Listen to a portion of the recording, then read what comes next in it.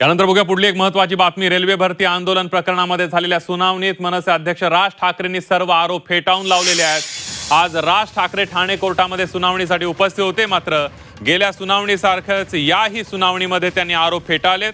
दरम्यान पुढील सुनावणी आता 18 मे रोजी होणार आहे, मात्र 18 मे रोजीच्या सुनावणीला राज ठाकरेंची उपस्थिती अनिवार्य नसल्याची माहिती त्यांच्या वकिलांनी दिलेली आहे।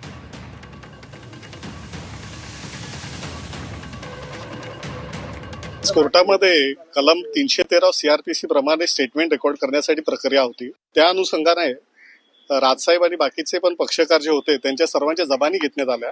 जबानी रेकॉर्ड झाल्यानंतर प्रक्रिया ती संपवली। आता जी नेक्स्ट स्टेप आहे ते final arguments from the prosecution and defence साइडने होणार।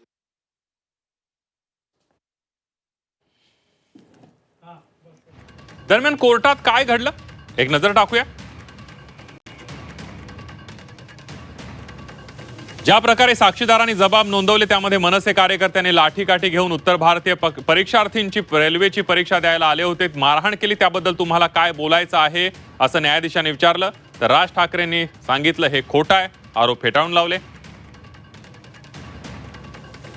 ज्यांनी आंदोलन केलं त्यांच्या खिशात मनसे पक्षाचं सदस्य कार्ड मिळालं, त्याच्याबद्दल तुम्हाला काय म्हणायचं आहे का असं न्यायाधीशांनी राज ठाकरेंना विचारलं।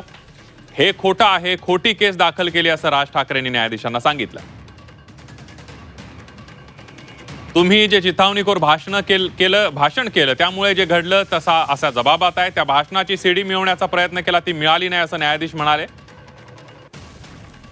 हे खोटं आहे, मी इथे नव्हतोच, बाहेर होतो असं राज ठाकरेंनी कोर्टाला सांगितलं। तुम्हाला या केसबद्दल आणखी काही बोलायचं आहे का असंही न्यायाधीशांनी मनसे अध्यक्षांना विचारलं।